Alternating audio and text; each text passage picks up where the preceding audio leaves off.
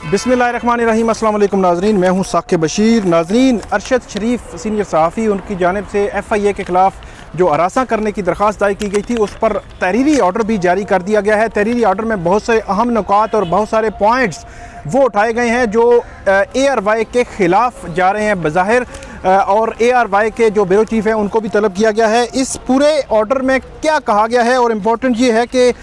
Islamabad high court journalist association जो है उसको भी अदालती मुआवन मुकर्रर किया गया है। और कौन सी शख्सियत है जिनको अदालत ने यह कहा है कि वो भी अदालती मुआवनत करें इस अहम मामले में, क्योंकि मीडिया रिलेटेड मामला है इसलिए जो है वो मुआवनत मांगी गई है।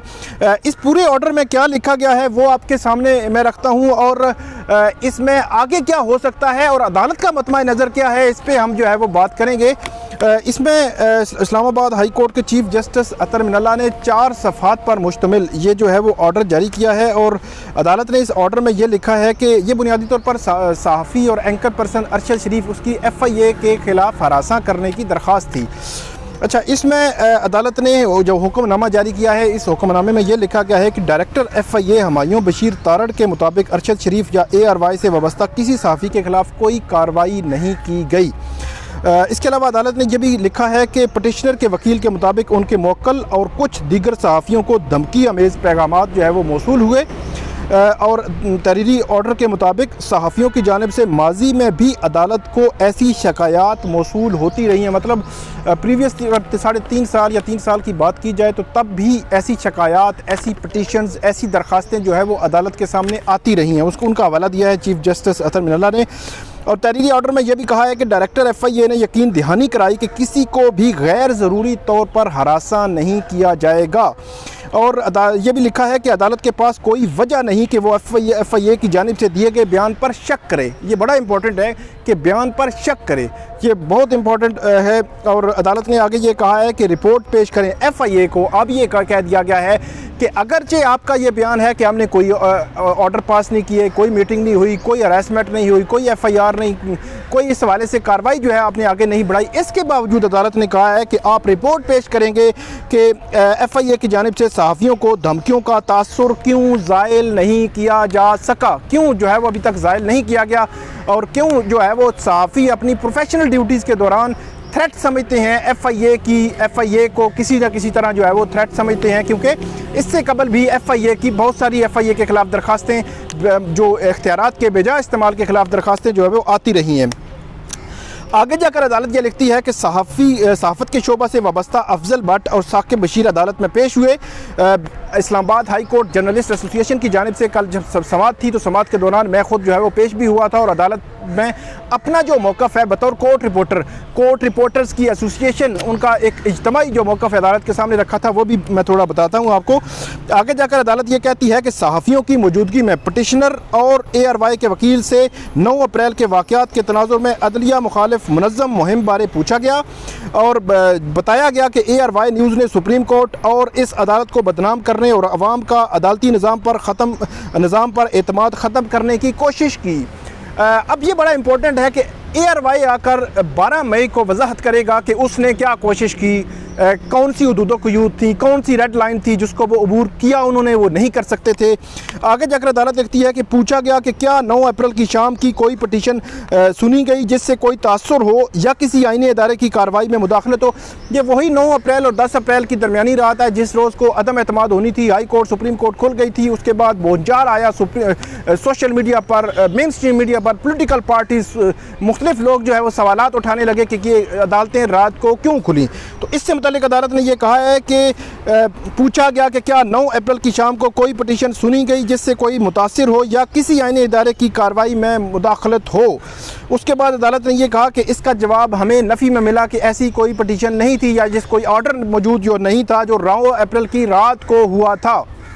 उसके बाद अदालत ये कहती है कि वो इस बात से नावाकिफ़ थे कि माजी में भी अदालत ने मुकर्ररा अदालती औकात के बाद पटिशन सुनी, ये पटिशनर्स का रेफरेंस देकर अदालत ने कहा है कि उनको शायद मालूम नहीं, मीडिया को मालूम नहीं कि जो अदालती औकात के अलावा भी पटिशन इससे पहले भी सुनी गई हैं। उसके बाद अदालत लिखती है कि अरशद शरीफ की अपनी दरख्वास्त अदालती औकात कार के जो है वो बाद मुरवजा तरीक़ाकार के तहत दायर ना होने के बावजूद सुनी गई और आर्डर किया गया। बुनियादी तौर पर जो अरशद शरीफ की दरख्वास्त दायर हुई थी उस पर अरशद शरीफ साहब बतौर पटिशनर उनके दस्तखत ज़रूरी थे, वो दस्तखत मौजूद नहीं थे, उनके जो लवाजमात थे वो पूरे नहीं थे, टाइम गुजर चुका था, टाइम के बाद जो है वो उसको टेकअप किया गया। तो इसलिए अदालत ये समझती है, अदालत ये कहती है कि ये औकात कार के बाद आई पटिशन टेकअप हुई, ऑर्डर हो गया। और अदालत ये कहती है कि वकला इस बात से नावाकिफ़ थे कि 9 अप्रैल को दायर होने वाली दरख्वास्त को मिसाली जुर्माने के साथ खारिज किया गया। नेक्स्ट डे जब दरख्वास्त मुकर्रर हुई थी तो 1 लाख रुपए जुर्माना अदालत ने किया था उस पटिशनर पर जिसने 9-10 रात की दरमियानी रात को एक पटिशन जो है वो इस्लामाबाद हाई कोर्ट में डाली थी। उसके बाद अदालत ये लिखती है कि ARY न्यूज़ के कोर्ट रिपोर्टर ने बताया कि 11 अप्रैल की प्रेस रिलीज़ ऑफिस को फराहम कर दी थी। अदालत ने कल ये पूछा था कि आपने क्या जो प्रेस रिलीज़ जो वजाहती प्रेस रिलीज़ थी वो अपने ऑफिस मतलब ARY को प्रोवाइड कर दी थी, तो उन्होंने कहा था कि हमने प्रोवाइड कर दी थी। आगे जाकर अदालत ये कहती है कि अफसोस के साथ एतराफ़ किया गया कि जबरी गुमशुदगियों के मुतासरीन या बलोचिस्तान के तलबा के बुनियादी हुकूक की संगीन खिलाफ वर्जियों के मसाइल को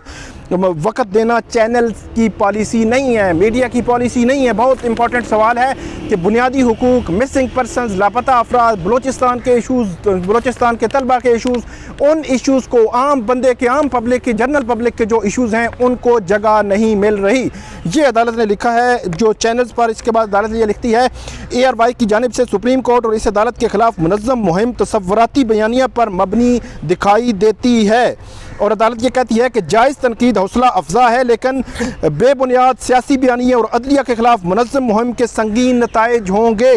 और अदालत ये कहती है कि FIA और पुलिस को किसी सहाफ़ी को पेशा वराना उमूर की अदायगी पर कोई कार्रवाई या उन्हें हरासा न करे। और ये भी कहती है अदालत के ARY न्यूज़ के जो ब्यूरो चीफ़ हैं साबिर शाकिर, उनको 12 मई को ज़ाती हैसियत में अदालत ने तलब कर लिया है और ये कहा है कि आप वजाहत करें कि सुप्रीम कोर्ट और हाई कोर्ट के ख़िलाफ़ जो मुनज़्ज़म मुहिम चैनल पर चलाई जा रही है उसकी वजाहत करें, अदालत को मुतमिन करें कि आपने रेड लाइन क्रॉस नहीं की। अदालत ने कल ये कहा था कि हम कंटेम्प्ट ऑफ कोर्ट पे जो है वो बिलीव नहीं करते। उसके बाद अदालत ये लिखती है कि जो इम्पोर्टेंट पॉइंट है कि सहाफ़ी जो अफजल भट्ट हैं और Islamabad high court journalist association के सदर साकिब बशीर जो है उनको भी मुझे बतौर माविन जो है वो मुकर्रर किया गया है कि अदालत की असिस्टेंस के लिए, क्योंकि मीडिया से रेलिवेंट मामला है, कोर्ट रिपोर्टिंग का मामला है, जो सब जुडिस मैटर्स हैं या कोर्ट के ख़िलाफ़ कहाँ तक आप बात कर सकते हैं, कहाँ तक नहीं कर सकते। तो इस मामले में अदालत ने कहा कि आप लोग कोर्ट रिपोर्टर्स भी इसमें मुआवनत करें।